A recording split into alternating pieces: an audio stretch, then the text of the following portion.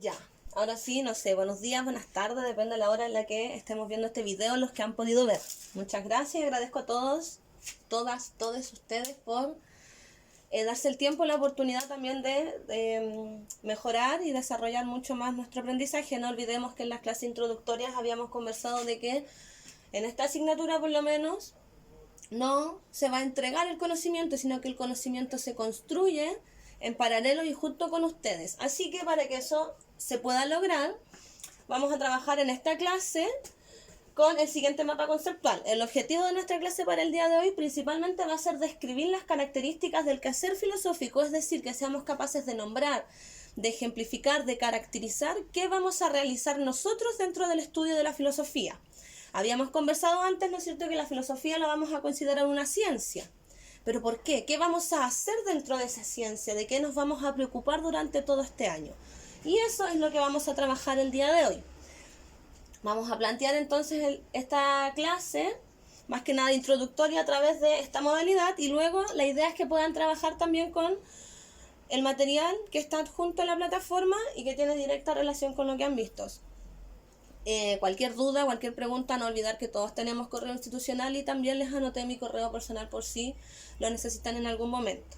¿Ya? Así que ahora voy a partir con la explicación, que no va a ser muy larga para que no todos tengan que gastar tanto internet, y además para que podamos en realidad enfocarnos en realizar las actividades, que eso es lo que me interesa a mí, cómo ustedes junto conmigo van desarrollando y creando su propio conocimiento.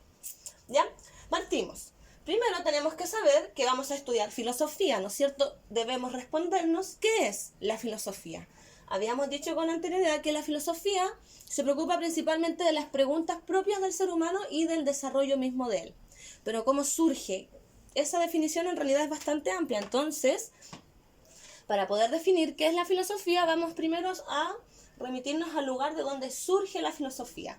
Podríamos decir a grandes rasgos que la filosofía surge primero que todo gracias a la capacidad de asombro que nosotros, los seres humanos, hemos sido capaces de desarrollar. ¡Wow! Me sorprendo por algo que está pasando en mi entorno. Y como me sorprendo, entonces me surgen o me generan dudas, problemáticas, cuestionamientos. Si me planteo en la época clásica de la filosofía, ¡wow! ¿Por qué? Hoy la luna, hoy el sol se ha visto cubierto. ¿Por qué están pasando esas cosas? Me asombro y me dedico a preguntar. Ese es el origen del estudio llamado filosofía. Este estudio, denominado filosofía, va a utilizar de nosotros nuestra capacidad principalmente de pensar, de criticar, de crear, de reflexionar. Es decir, nos vamos a enfocar necesariamente en nuestro intelecto para poder desarrollar o responder a las dudas que la misma filosofía nos ha planteado. Este estudio, denominado filosofía, estudia principalmente objetos, pero cuando nos estamos refiriendo a objetos, no estamos hablando solamente de las cosas que están en el entorno, una roca, un árbol, un auto, una persona, no. Cuando hablamos de objetos, también nos referimos a cosas como, por ejemplo, Dios, a las mismas características del hombre, y no necesariamente biológica, sino que también involucrando toda nuestra área emocional, psíquica, intelectual y principalmente racional, y también al desarrollo ético de nosotros mismos. Algunos objetos entonces son la naturaleza, Dios, el hombre y la ética. Este estudio de la filosofía, que ya sabemos que plantea objetos, que surge del asombro y que va a utilizar nuestro intelecto, nuestra capacidad de pensar para desarrollarse, ¿cómo se dedica a estudiar? Se estudia a través de métodos. Hacer filosofía es metódico, no es hacer filosofía, juntarnos con nuestros amigos, con nuestros primos, con nuestra familia y simplemente dedicarnos a conversar. Eso vendría siendo el primer momento del estudio filosófico, donde me asombro, donde me planteo dudas con mis pares, pero en realidad la filosofía se estudia de manera metódica. Hay múltiples teorías y múltiples maneras de entender los métodos de la filosofía. Para efectos prácticos de esta clase, en esta situación, vamos a comprender dos grandes métodos de estudio de la filosofía: el método racional y el método empírico. El método racional está en comillas, podría venir a decirse que es lo que hoy en día estudian los niños humanistas. Ustedes que están en el electivo de literatura, en el electivo de en el electivo de historia, ustedes están desarrollando el método de estudio racional. Hoy en día, en comillas, le vamos a decir estudio humanista. Las personas que se dedican al método de estudio empírico los vamos a denominar hoy en día, en palabras más simples, aquellos que están en el área científica. Usted que escogió el biólogo, el matemático, física, porque a usted le interesa trabajar eso, estaría desarrollando la filosofía dentro de la metodología empírica. Claramente que esto lo estamos hablando ahora a muy grandes rasgos. A medida que vaya pasando el año, vamos a ir entonces profundizando en cada uno de estos métodos y en cada uno de estos objetivos.